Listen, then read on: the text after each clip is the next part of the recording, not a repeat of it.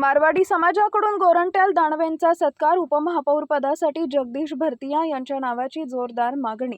मारवाडी समाजाच्या वतीनं आज जालन्यातील रूपम हॉल इथं माजी आमदार कैलास गोरंट्याल आणि भाजप महानगर अध्यक्ष भास्कर दानवे यांचा सत्कार करण्यात आला.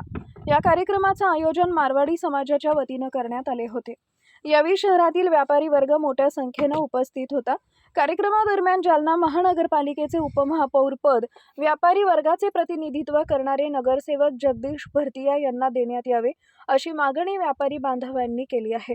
यावर प्रतिक्रिया देताना भाजप महानगर अध्यक्ष भास्कर दानवे यांनी भविष्यात उपमहापौर पदासाठी जगदीश भरतिया यांच्या नावाचा विचार केला जाईल असं आश्वासन दिले.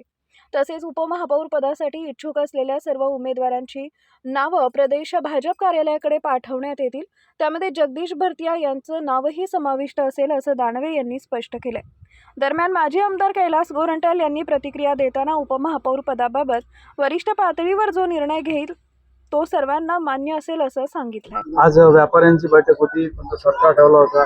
काय व्यापाऱ्यांची मागणी आणि काय सरकार?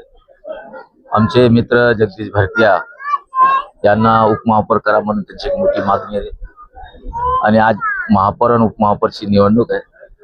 हे सर्व संघटनाचे जे पदाधिकारी असतात, सन्मान्य मुख्यमंत्री रवींद्र चव्हाण, बावनकुळे साहेब, आता मी 10 मिनिटांनंतर त्यांना फॅक्स पाठवणार आहे आणि ऑनलाईन आमची त्याचे बोलणं होणार आहे. आणि जे वरती डिसाईड होईल ते सर्वांना मान्य करावं लागेल.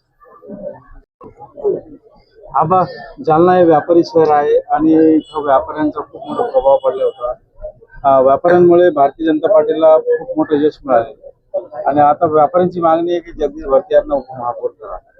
काय मागणी आहे, म्हणजे आपण काय त्यांच्याकडे बघताय? निश्चितच जालना महानगरपालिकेच्या निवडणुका झाल्या.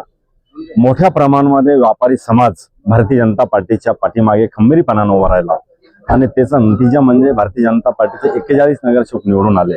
आणि म्हणून साहजिकच आमचे मित्र जगदीशजी भरतिया यांनी नाश्त्याचा कार्यक्रम या ठिकाणी ठेवला होता. आमचा सर्व नेत्यांचा सत्कार ठेवला होता आणि एक व्यापाऱ्यांच्या माध्यमातून मागणी समोर आली की बाबा जगदीशजी यांना उपमहापौर पद दिलं पाहिजे. निश्चितच त्यांच्या मागणीला प्रतिसाद देऊन आम्ही भविष्यामध्ये त्यांच्या नावाचा विचार करू. आणि व्यापारी समाज मोठ्या प्रमाणात भाजपाच्या पाठीमागे राहिल्याबद्दल मी संपूर्ण व्यापारी समाजाचं खूप खूप आभार व्यक्त करतो. धन्यवाद.